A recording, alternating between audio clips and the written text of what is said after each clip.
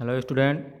Class 9th के सामाजिक विज्ञान में नागरिक शास्त्र इस समय पढ़ाया जा रहा है। उसमें का पहला अध्याय लोकतंत्र क्या, लोकतंत्र क्यों।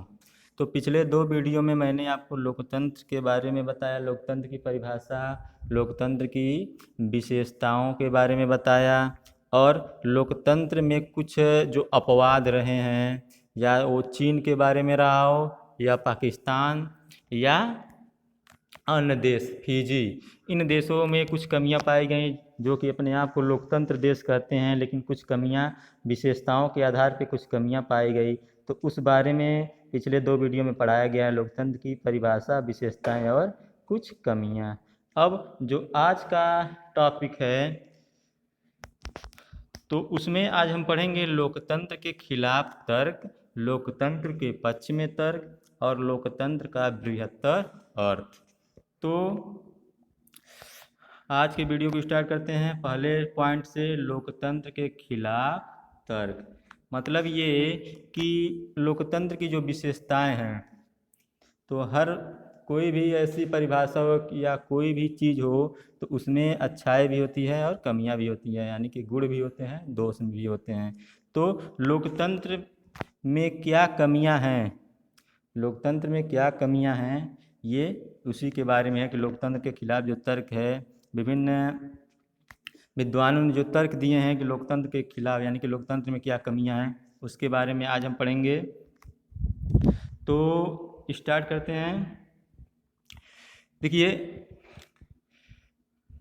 लोकतंत्र में अधिकांश जो तर्क सामने आते हैं वे आम तौर पे हम सुनते हैं। जो लोकतंत्र के खिलाफ जो भी तर्क सामने आएंगे वो हम अपने जीवन में, अपने समाज में उन बातों को सुनते हैं कि क्या क्या कमियां। जैसे कि पहला पॉइंट क्या है, लोकतंत्र में नेता बदलते रहते हैं।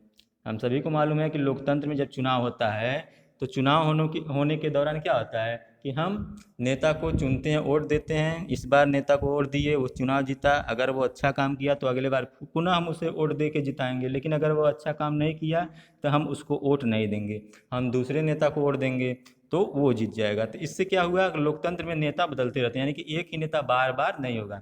राजतंत्र में तो यही होता है ना कि राजा हमेशा के लिए राजा होता है, लेकिन लोकतंत्र में नेता बदलते रहते हैं। तो इससे क्या होता है, अस्थिरता पैदा होती है। यानी कि अस्थिरता का मतलब, अब ये नेता कैसा था इसके बारे में हमको जानकारी थी, अगला नेता क्या है, उसका नियम कानून क्या होगा, वो किस हिसाब से चलेगा, तो इससे क्या होगा, अस्थिरता पैदा होती है। तो ये पहला पॉइंट था।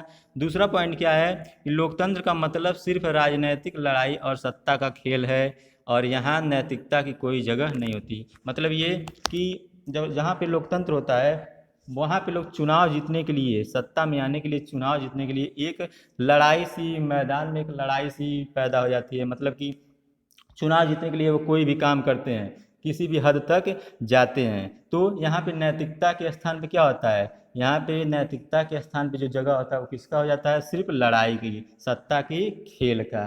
तो लोकतंत्र में ऐसा होता है और चुनाव जीतने के लिए लोग विभिन्न प्रकार के काम, गलतियाँ करते हैं। तीसरा पॉइंट क्या है, लोकतांत्रिक व्यवस्था में इतने सारे लोगों से बहस और चर्चा करनी पड़ती है कि हर फैसले में देरी होती है। यानी कि लोकतंत्र देश में अगर कोई फैसला लेना होता है, जैसे कि भारत में ही लोकतंत्र, भारत में अगर कोई सरकार को फैसला लेना है, कोई नियम बनाना है संविधान में, मतलब कोई संसद में कोई कानून ही पास करवाना है, तो पहले संसद की बैठक होगी, उसके बाद लोकसभा में उसे पास करवाया जाता है, राज्यसभा में पास करवाया जाता है, उसके पश्चात उसे राष्ट्रपति के पास ले जाया जाता है, उसके बाद ही जाके कोई नियम बनता है। तो इस तरह से देरी होती है। जबकि अगर राजतंत्र होता है तो राजतंत्र में राजा का फैसला अंतिम फैसला होता है, तो वह उसमें नियम कानून जल्दी से बन जाते हैं, जबकि लोकतंत्र में ऐसा नहीं है। अगला है, चुने हुए नेताओं को लोगों के हितों का पता ही नहीं होता, इसके चलते खराब फैसले होते हैं। मतलब ये कि जो नेता चुने जाते हैं वो क्या होते हैं, नेता चुने जाने के बाद वो सिर्फ अपने बारे में ही सोचते हैं, वो जनता के बारे में नहीं सोचते हैं। और क्योंकि वह जाके अब कोई भी विधायक हो गया या सांसद हो गया तो वह हर स्थान पे जाके कि उसका जो क्षेत्र है हर क्षेत्र में अपने हर क्षेत्र के हर स्थान पे जाकर वह जनता के जनता में क्या कमियां मतलब समाज में क्या कमियां हैं उस कमियों को वह देखता नहीं है, जिससे उसे मालूम ही नहीं चलता कि समाज में क्या कमी है, क्या दोष है, क्या बुराई है। तो उससे वह फैसले जो लेना होता है वह अच्छे प्रकार से नहीं ले पाता है। फिर लोकतंत्र में चुनावी जो लड़ाई होती है वो महत्वपूर्ण और खर्चीली होती है, इसलिए इसमें भ्रष्टाचार भी बढ़ता है। अब जो लोकतंत्र में चुनाव होता है, हर 5 साल पे चुनाव होगा, तो वो चुनाव क्या होता है, बहुत ही महत्वपूर्ण होता है। जो लोकतंत्र में चुनाव होगा, चाहे किसी भी प्रकार का चुनाव हो, वो 5 साल के लिए होता है। तो जब चुनाव होगा तो वो बहुत ही खर्चीला होता है। क्यों खर्चीला होता है? क्योंकि चुनाव जीतने के लिए लोग अपने हिसाब से धन पैसा खर्च करते हैं। चाहे वो प्रधान वाला चुनाव ले लीजिए या संसद का चुनाव ले लीजिए, विधायक का, वो लुभावने किसी भी तरह से लाभ देकर वो चुनाव जीतना चाहते हैं, जनता को अपनी तरफ आकर्षित करते हैं, चाहे वो पैसा देके या अन्य सामान देके। तो उससे क्या होता है, वो काफ़ी उसमें खर्च बढ़ता है और भ्रष्टाचार भी बढ़ता है। फिर अगला पॉइंट क्या है, अगला पॉइंट यह है कि सामान्य लोगों को पता ही नहीं होता कि उनके लिए क्या अच्छी चीज़ है या क्या बुरी। उन्हें सिर्फ चीज़ का फैसला नहीं करना होता, इस मतलब कि क्या उनके लिए अच्छा है क्या बुरा है। जैसे कि बहुत सारे स्थानों पे क्या होता है, जहाँ पे पढ़ निरक्षरों की संख्या ज़्यादा है, वहाँ पे लोग चुनाव जीतने के लिए पैसे बांटते हैं। चुनाव जीतने के लिए मतलब कि चुनाव के आसपास लोग क्या करते हैं, चुनाव के टाइम लोग पैसे बांटते हैं। अब जो निरक्षर है, गरीब है, वो पैसे ले लेगा और चुनाव में वोट उसी को देगा जो उसे पैसा दिया है या जो कुछ लाभ किया है। लेकिन वह निरक्षर ये नहीं जानेगा कि वो जो नेता बनेगा वो देश के लिए या समाज के लिए क्या करेगा, क्या नहीं काम करेगा कि नहीं। वो सिर्फ अपने हित के बारे में सोचते हैं, न कि देश की या समाज के हित के बारे में सोचते हैं। तो इस तरह से ये कमियां पाई जाती हैं। अब ये है कि क्या लोकतंत्र के खिलाफ कुछ और भी बातें हैं जो आपके मन में रह गई हैं? इनमें से कौन सा तर्क मुख्य रूप से लोकतंत्र पे ही लागू होता है?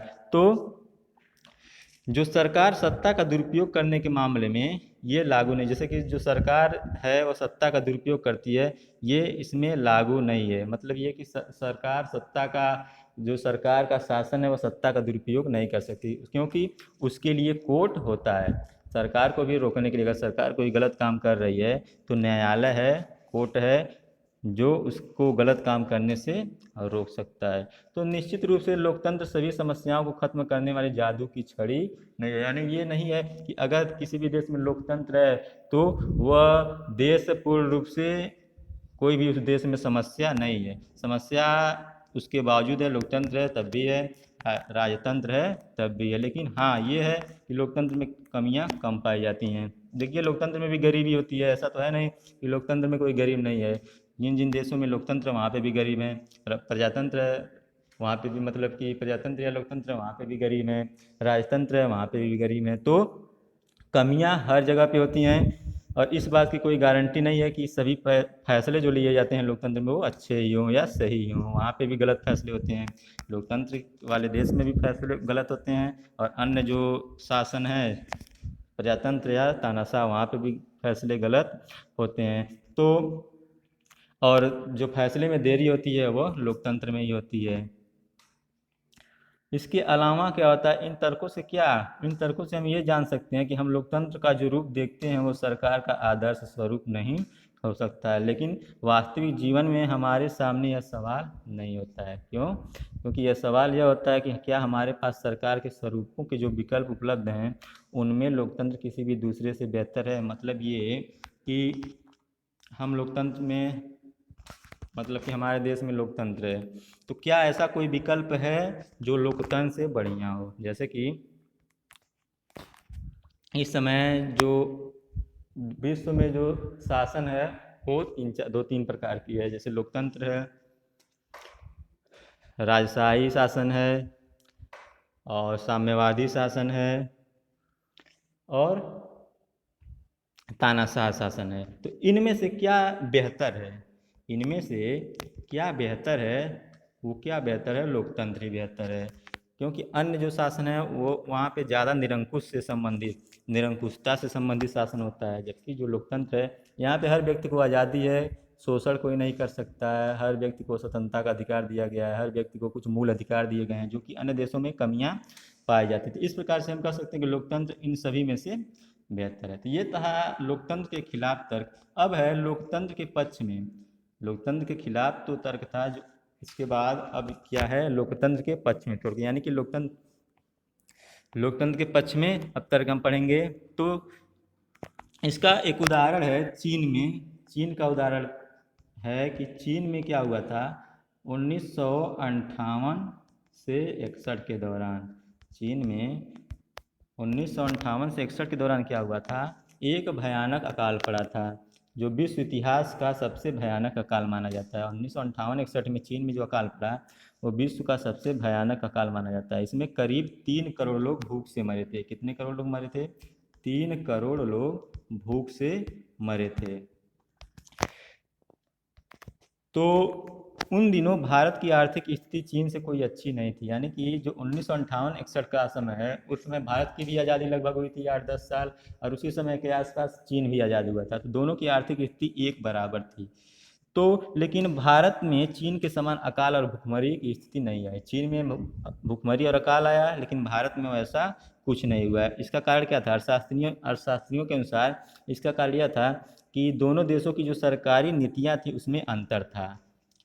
जो चीन में अकाल पड़ा और भारत में अकाल नहीं पड़ा, जबकि दोनों देश बड़े देश हैं, दोनों देश लगभग एक साथ ही आज़ाद हुए।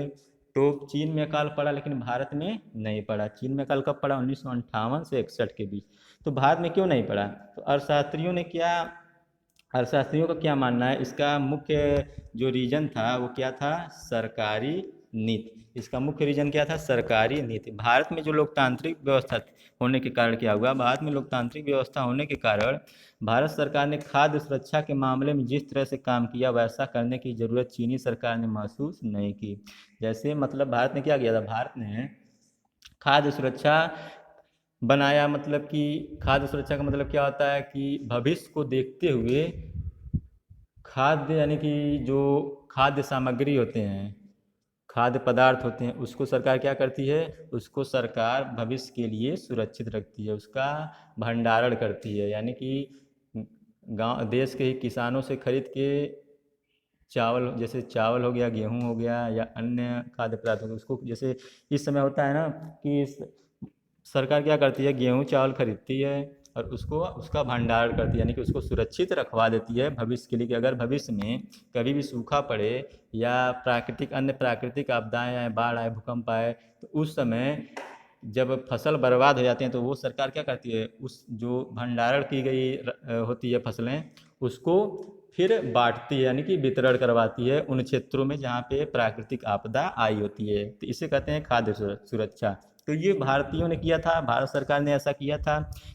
चीन ने ऐसा नहीं किया था, इसलिए चीन में भयंकर अकाल पड़ा और खाने के लिए कुछ नहीं था और 3 करोड़ लोग मारे गए, जबकि भारत में ऐसा नहीं हुआ। क्योंकि क्योंकि भारत ने क्या किया, भारत ने पहले से ही उसके लिए भारत तैयार था, भारत ने पहले से ही खाद्य सामग्री रखी हुई थी।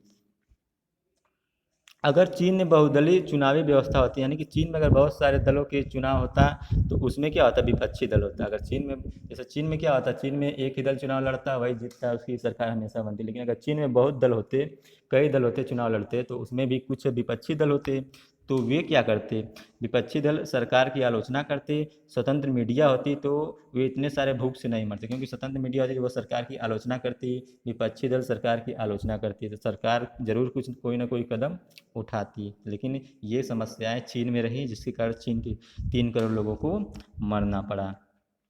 तो यह है लोकतंत्र का सर्वश्रेष्ठ शासन पद्धति, जिसे जो विशेषताओं में से एक को बहुत स्पष्ट ढंग से सामने लाता है। तो और गैर जो लोकतांत्रिक सरकार हैं लोगों की ज़रूरतों पर ध्यान दे भी सकती हैं और नहीं भी। जो लोकतांत्रिक सरकार है वो लोगों की ज़रूरतों को ध्यान देती है, क्योंकि अगर ध्यान नहीं देगी तो विपक्षी दल हंगामा करेगा, विपक्षी दल उनकी आलोचना करेगा। स्वतंत्र मीडिया है लोकतंत्र में तो वो सरकार पे हमला करेंगे, सरकार की आलोचना करेंगे, जबकि गैर लोकतंत्र में ऐसा नहीं होता है। तो गैर लोकतंत्र देशों में वह जनता का ध्यान दें या न दें, कोई उनको बोलने वाला, कोई उनकी आलोचना करने वाला नहीं होता। तो वो गैर लोकतंत्र में सरकार क्या होती है, अपनी मर्जी से काम करती है।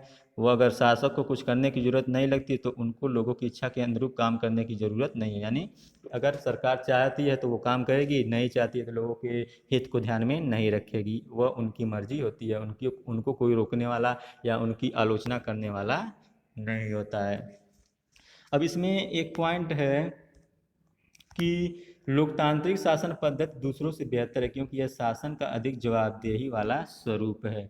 ये सही है क्योंकि लोकतंत्र में जवाबदेही होती है। अगर सरकार गलत फैसले लेती है तो विपक्षी दल उनकी आलोचना करते हैं, उन्हें जवाब देना होता है। मीडिया उनसे उनसे पूछेगी, उनको जवाब देना पड़ेगा। जबकि गैर लोकतांत्रिक देशों में ऐसा नहीं होता है। उनको न तो मीडिया का डर होता है, न तो विपक्षी दलों का। गैर लोकतांत्रिक सरकारों की तुलना में लोकतांत्रिक सरकारों के बेहतर फैसले करने का एक अन्य कारण भी है। यही क्या है, एक अन्य कारण जो है बेहतर फैसले करने का, क्योंकि इनको जवाबदेही होती है, इनको जवाब देना होता है। गैर लोकतांत्रिक देशों में ऐसा नहीं होता है।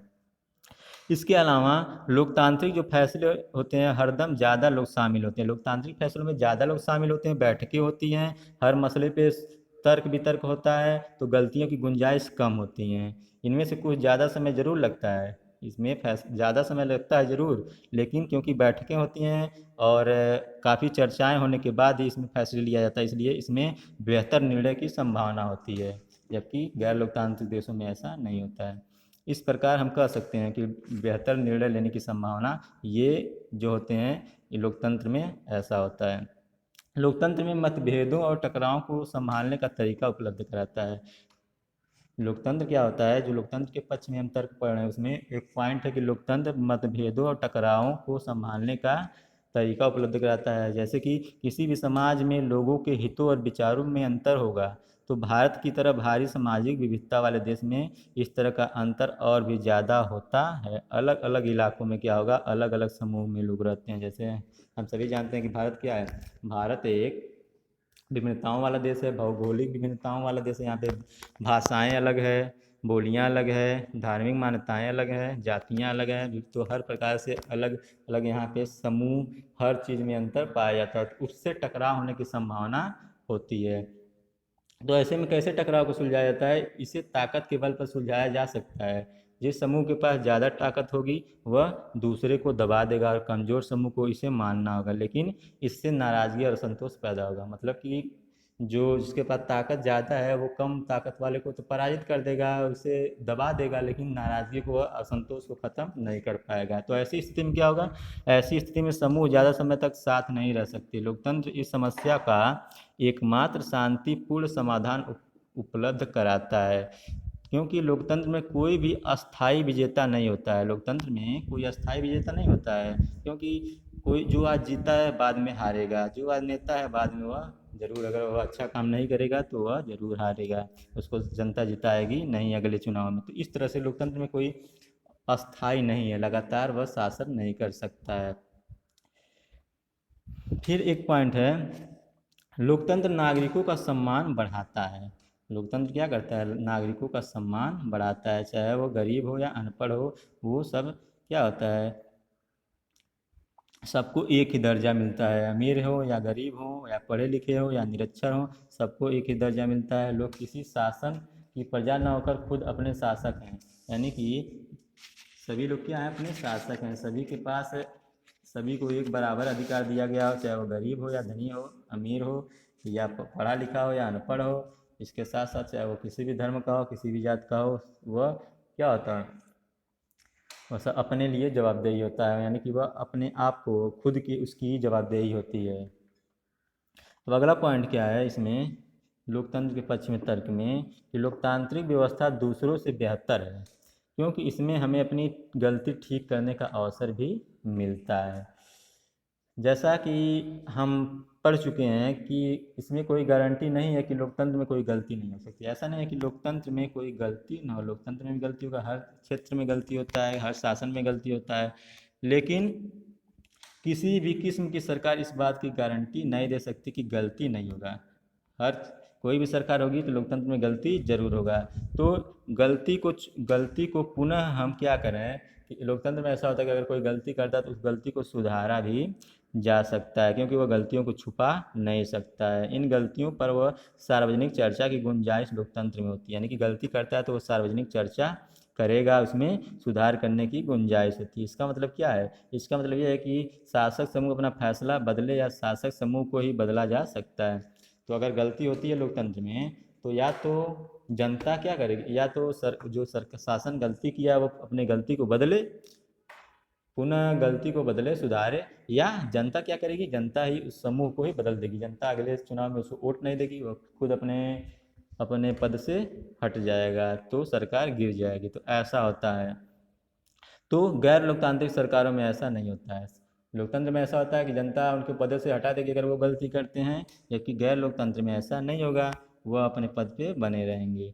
तो ये था लोकतंत्र के पक्ष में तर्क। लोकतंत्र के पक्ष में तर्क में कुछ पॉइंट थे जिनमें क्या क्या था। लोकतांत्रिक शासन पद्धति दूसरों से बेहतर है क्योंकि यह शासन का जवाबदेही स्वरूप है, यानी कि लोकतंत्र में जवाब शासन को देना होता है। दूसरा क्या था कि इसमें मतभेद और टकराव को संभालने का तरीका उपलब्ध होता है। तीसरा क्या था, लोकतंत्र नागरिकों का सम्मान बढ़ाता है। और चौथा क्या था, लोकतांत्रिक व्यवस्था दूसरों से बेहतर है क्योंकि इसमें अपनी गलती को ठीक करने का अवसर होता है। अब नेक्स्ट है लास्ट, लोकतंत्र का बृहत्तर अर्थ। तो अब इसमें हम पढ़ेंगे लोकतंत्र का बृहत्तर अर्थ।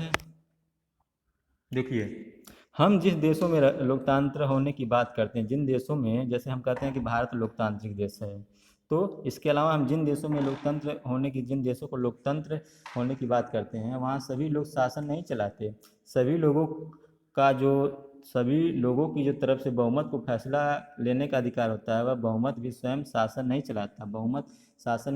बहुमत का शासन भी चुने हुए प्रतिनिधियों के माध्यम से ही होता है। यह जरूरी होता है क्योंकि आधुनिक लोकतांत्रिक जो शासन व्यवस्था है उसमें अधिक लोग होते हैं कि हर बात के लिए सबको साथ बैठाकर सामूहिक फैसला कर पाना संभव ही नहीं हो सकता है। आधुनिक लोकतांत्रिक शासन में सबको एक साथ बैठाकर सामूहिक फैसला कर पाना संभव नहीं है। बैठाया जाता है, चर्चा की जाती है, फैसला कोई एक ही लेता है। सबसे चर्चा की जाती है, सबसे बातें पूछी जाती हैं, लेकिन फैसला कोई एक ही करता है। अगर यह संभव हो कि हर नागरिक के पास हर फैसले में भाग लेने का समय, इच्छा या योग्यता हो, कौशल नहीं होता। जैसे कि जो लोकतंत्र में क्या होता है, लोकतंत्र में जनता से जो क्या कहते हैं, जनता हर फैसले में भाग नहीं लेती है। लोकतंत्र में जनता सिर्फ क्या करती है, शासन को चुनती है, शासक को चुनती है। पूरा जो फैसला लेता है वो कौन लेता है, शासक लेता है। जनता क्या करती है, जनता तो शासक को चुन ली, अब अंतिम फैसला जो लेने का अधिकार होता है वह शासक के पास होता है, जनता के पास नहीं होता। अब जनता हर मीटिंग में शासन से संबंधित हर मीटिंग में भाग नहीं ले सकती क्योंकि इसमें जनसंख्या बहुत ही ज़्यादा होती है, संख्या ज़्यादा होती है, तो वह हर मीटिंग में फैसले में शामिल नहीं हो सकती। सिर्फ वो इसी फैसले में शामिल होती है कि उसने शासन को बनाया, सरकार को बनाया। जबकि अब अंतिम निर्णय जो लेगा शासन संबंधी वो कौन लेता है, सरकार ही लेती है।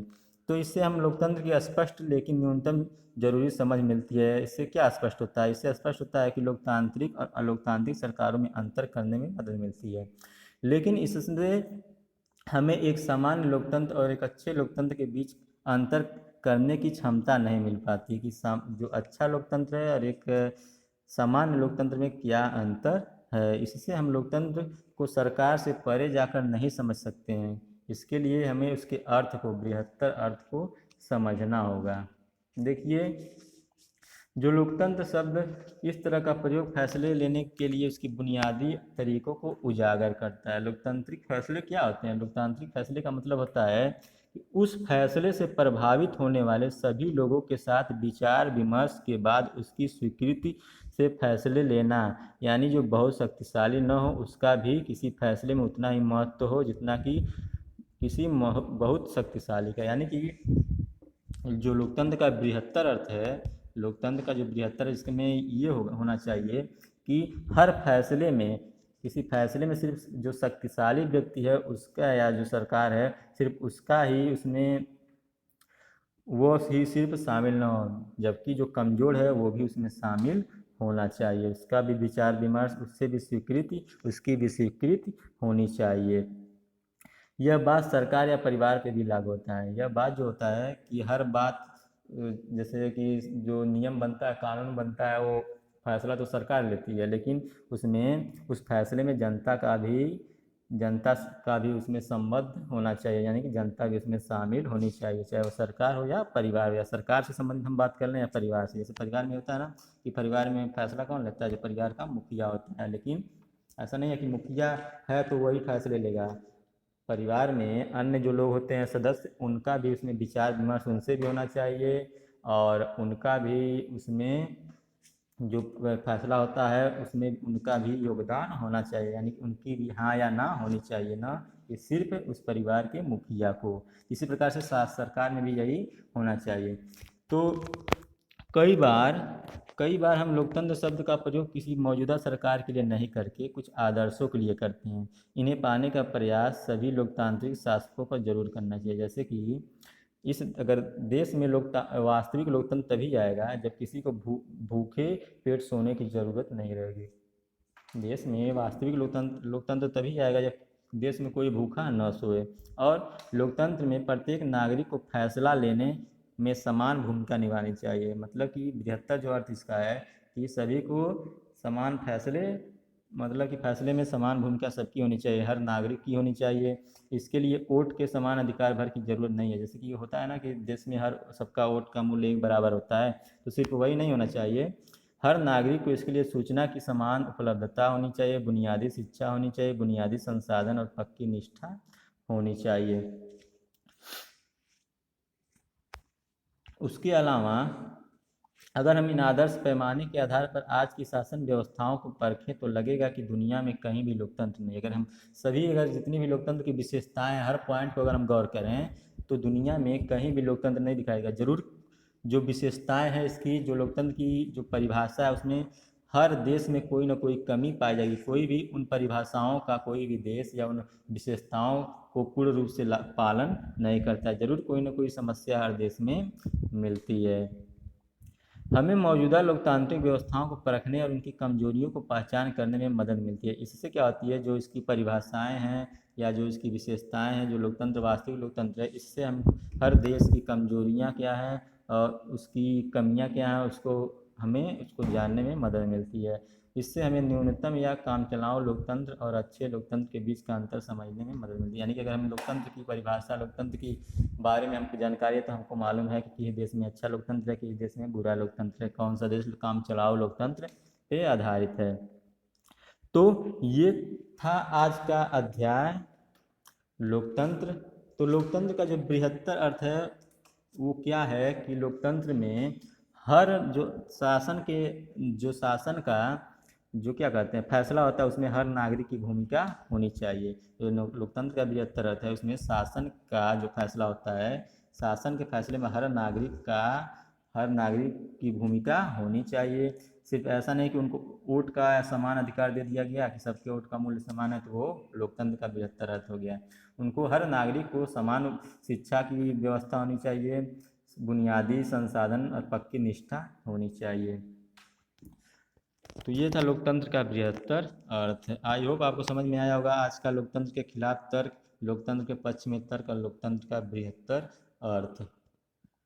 तो ये आज का जो टॉपिक था, ये इस लेसन का, इस अध्याय का अंतिम टॉपिक था। तो आज पहला अध्याय समाप्त होता है, लोकतंत्र क्या, लोकतंत्र क्यों। इसमें इस पूरे टॉपिक में जो मुख्य बिंदु थी वो क्या थी, लोकतंत्र, पहला लोकतंत्र किसे कहते हैं। तो आप सभी को मालूम होगा कि जनता के लिए जनता द्वारा किया गया शासन ही लोकतंत्र या प्रजातंत्र है, जिसको इसकी परिभाषा किसने दी थी,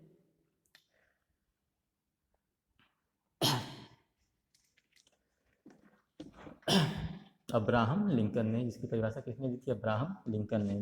जनता के लिए जनता द्वारा किया गया शासन ही लोकतंत्र है, इसकी परिभाषा किसने दी थी, अब्राहम लिंकन ने। और लोकतंत्र की विशेषताएं आपने पढ़ा होगा कि लोकतंत्र की विशेषता क्या है, सबको समान अधिकार, समान मूल अधिकार मिले हर नागरिक को, तो हर वयस्क मताधिकार, वयस्क मताधिकार, यानी कि हर वयस्क को अपना मत देने का अधिकार हो। इसके अलावा और लोकतंत्र की और विशेषता क्या है कि इसमें जो शासन सत्ता होती है उसको, वह क्या होती है, चुनाव में भाग लेती है, यानी कि वह हमेशा के लिए शासक नहीं रह सकती। उसको जनता क्या करती है, जनता के द्वारा वह चुनी जाती है। इसमें शासक का चुनाव कौन करता है, जनता करती है। और